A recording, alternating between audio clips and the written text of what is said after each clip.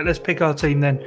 We've obviously got Jurgen Klopp's press conference coming tomorrow. So in terms of the specifics on the team news, we'll have to go from what we saw at Leeds. Alisson Becker in goal. Doyley, defence. I think it's going to have to just be the same defence again. I think it's just how good was Matip as well, by the way, at Ellen Road? It was great, wasn't he? Where he's second half where he got bored and just went up. He went up field, played the number 10, went for a 1-2, and then he was absolutely fuming when he didn't get the ball back when he was on the edge of the area, and everyone else is like, Joel, any chance? You want to come back? Hello, Virgil van Dijk's like, come on. But yeah, he was very good, and of course it was his run that set up the first goal, really. Yeah, no, definitely. So we're going Alexander Arnold, Matip, Van Dijk, and Robertson. You agree with that one, Marcus? Yeah. What about the midfield then? I think, Fabinho has got to be in there again. I think a player who's still quite undervalued and underrated. He is not just the best defensive midfielder in the Premier League. He's the best defensive midfielder in the world. He was immense against Leeds again, as he has been so consistently. I think, might have had a few rocky games, where he, especially when at the start, he was sort of settling in, but since then he's just been ever present, and he just makes that job look so easy. I'll go again. I thought he was brilliant against Leeds, and he's really starting to show. Particularly, he showed towards the end of last season that form and why he is revered as one of the best midfielders in the world. And then I think you go Henderson over Keita. I think it's just the safe choice, really. But it's again the midfield that on paper you could say it's Liverpool's strongest midfield three, but we've not seen it. So I think this is the perfect time to get that midfield in action, I think. Do you go along with that, Doyley, or are you gonna, as always, rip things up and change it completely? No, yeah, I'm gonna go with Oxlade-Chamberlain, with Curtis Jones and James Milner. No, yeah, it's gonna have to be that midfield, isn't it?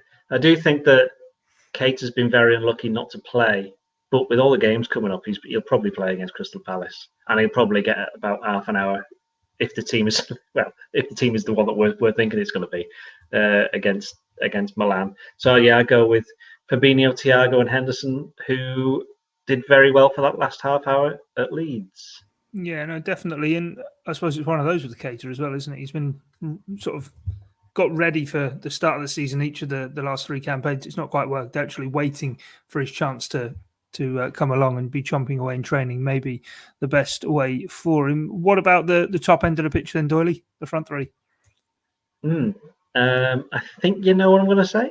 Yep. I think it's going to be Origi. No, it's not going to be Origi. Origi didn't even make the squad, did he? No, he didn't. I was going to ask you about that after yeah. Which was well, he wasn't injured. I can tell you that. I mean, he was just left out because I had some people like saying, "Oh, the bench is rubbish. We are in trouble." It's like, well, hang on a minute. There were 9 players on that bench, right? And you had Kelleher, who's already an Irish international, quite clearly one of the best young goalkeepers in the country. Konate cost 36 million. Joe Gomez has won all the trophies with Liverpool and was a regular when they won the league. Tsimikas, everyone was saying, well, what a player he's been during the summer. He's kind of been one of those ones that's kind of broken through along with Harvey Elliott. That is 3 defenders, though, isn't it, on the bench? Do you need 3? Well, yes, and the goalkeeper is 4. Right. Yeah. You had who else? Jordan Henderson, the captain. James Milner, who's won about 1 billion medals. Curtis Jones, who again he's one of the more up and coming youngsters. You need players like that. Oxlade-Chamberlain, who's won stuff at wherever he's been, and the other sub whose name I forgot. Who came on? Oh, Keita. Well, so there you go. Naby Keita, 52.75 million player who's been there for 3 years, and as I started the season quite well. So people were saying, "Oh, this bench is rubbish because Origi can't get on it." It's like, well, these are the same people who are saying get Origi out of the club. They're the same ones who are complaining that he isn't on the bench, and that shows that we've got absolutely no strength in depth. Isn't it quite damning, though, from Jurgen Klopp, a lack of faith in Origi? The fact that you just mentioned there, Curtis Jones, James Milner, Jordan Henderson, Naby Keita, all primarily central midfield players, as to his Alex Oxlade-Chamberlain, albeit came on in that false 9 role in camp. Well, don't forget that Liverpool play with 3 forwards, and there aren't many teams that actually play with 3 actual forwards, right? So there are 3 straight away, and for them to bring other players on, you could move Oxlade-Chamberlain to that number 9 position. You could just change the formation to 4-2-3-1 and have Curtis Jones come on and play on the left, which is where he's played loads of times. There was enough other options. And he probably thought that Leeds play a certain way whereby we don't want someone like Origi who is more of a, okay, he can play on both the wings, but he is definitely more of a down the middle. He plays his best football down the middle, target man, kind of gets in and around, that kind of thing. That Leeds just don't play it that way. And he's seen Origi in training, so he's probably thought all these other players deserve more of a chance. And Liverpool scored 3 goals, and they could have scored more. So I don't really see what the problem was there, to be perfectly honest. Yeah, all I'm saying is it just shows maybe a clear lack of faith that Klopp has in Divock Origi. The fact that he's got 5, at least 4, but 5 central midfield players on the bench, and he's not put Origi on the pitch when everyone was saying it was also a striker's paradise to be playing Leeds because of how wide open they are. When surely even to have him on the bench when there's 9 men there, it's kind of is it not kind of underlining the point that he doesn't really think he's maybe quite up to what he needs?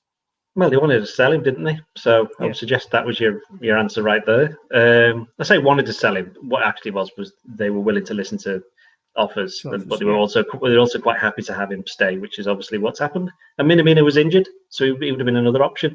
And I think Minamino would have been okay. So I'll put it back to you then, Guy. Minamino's on the bench. Who goes off that bench?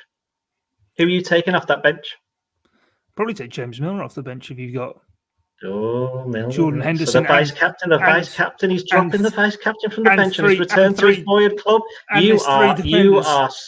You are ruthless, Guy Clark. And there's 3 they need to get you. They need to get you down. Drop Tsimikas off there. Go left or right back if needed. Okay, let's get rid of Tsimikas, who, as we've just said, was probably one of Liverpool's best players for the first couple of games of the season. Great plan. Yeah, all right. You see what I mean? Surely players on the bench are there to affect the game if things aren't going to plan. Marcus, come on. What's your hang on. Right. And the thing is, normally you wouldn't have 9 players on the bench. No, this is the other thing. Therefore, you'd normally at least have Origi there. Yeah, you'd normally have 7. So for people saying like Liverpool haven't got massive strength in depth in certain positions, well, normally you'd only have 7 players on the bench anyway. So who's staying off the bench out of them? No, I don't think the lack of depth is maybe an argument squad wide, but certainly in the you clearly haven't seen my Twitter. No, exactly. Your notifications. Yeah, I wouldn't want to be in there. But Marcus, what's your take on it then with Divock Origi? We're going to say, by the way, in terms of if you're still listening in for the team selector, we are saying that it's Salah, Jota, and Mane. Yeah. But yeah, in terms of Origi, Marcus, where do you sit on that? Yeah, I mean, it's a strange one. I think there's some crazy stat that he hasn't scored a goal in, I think it was like 12 months or something like that, or at Anfield for 12 months, which is just bizarre. And I do think he's probably one that should have been sold in given him the contract when at the time he did. Obviously, he's an Anfield legend for the goals he scored, but I don't think he's still what I think everyone could agree he wasn't really the quality that Liverpool needed. But I do think Liverpool are a bit short up front. But again, that can be solved by those sort of fringe players, particularly Minamino, sort of stepping up and proving why Liverpool fans were so delighted to have signed him in the first place. I do think one more, particularly a player who could play out wide on the right, maybe should have been targeted in the summer. But then it comes back to player. It'd have to be a player like Diogo Jota, who's still quite young, breaking through. I don't think anyone really expected Jota to have the impact that he did, but obviously Liverpool scouts were so happy to pay that fee for him because they knew all about him. And was that player out there in the summer? I don't think it was really. You look at, I think fans were just sort of clamouring for any signing at all. So once a name got discussed, they were like, oh, let's go all in on that. Sound like Wes, we need the centre midfielder. And you watch the 45 minutes he played against for Chelsea and you just think, glad we never got him. Even on loan, I think that the club know better than what people on Twitter say. He's brilliant. Let's get him in. Liverpool, if the right forward was there to be signed for the right price, they would have signed him, and that's it really. And it obviously wasn't.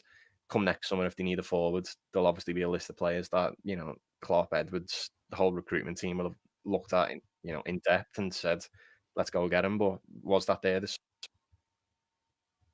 Yeah, no, we'll have to wait and see how it does play out then. It's Ian Doyle Sport if you do want to give him your thoughts on the Liverpool squad depth, certainly in attacking areas, because he does absolutely love it. But from us here on the Blood Red podcast. Oh, wait, no, can't go. Yeah, oh, wait a Score minute. We need the score predictions, yeah. Predictions. Whoa. Score predictions. Oh, Marcus, what's the score going to be? 3-0 AC Liverpool. Milan. 3-0. Yep. 3-0. Have you just been talking AC Milan up and then bang? Liverpool, they're going to shock. I will. My prediction will be said in a second after we found out what Marcus would like as his cereal for 10 days. What would it be? Yeah, cereal of choice. Frosties. Yeah, I said at the beginning, answer. Cocoa Pops. Bran Flakes is he's definitely not the right answer. And I think Liverpool, it'll be a tough one. It'll be a lively atmosphere. We'll learn a lot about AC Milan. I think they'll surprise quite a few people. They will score because Giroud's bound to score. And Liverpool will win 2-1. All right, great stuff. I'm sure we've done our chances of getting a sponsorship deal with Bran Flakes the world of good over the last 2 podcasts. But anyway, Frosties, if you're listening, I know you're all Kellogg's anyway. But yeah, that's all we've got time for here on the Blood Red podcast. From myself, Guy Clark, Ian Doyle, and Marcus Banks. Thanks for joining us. It's bye for now.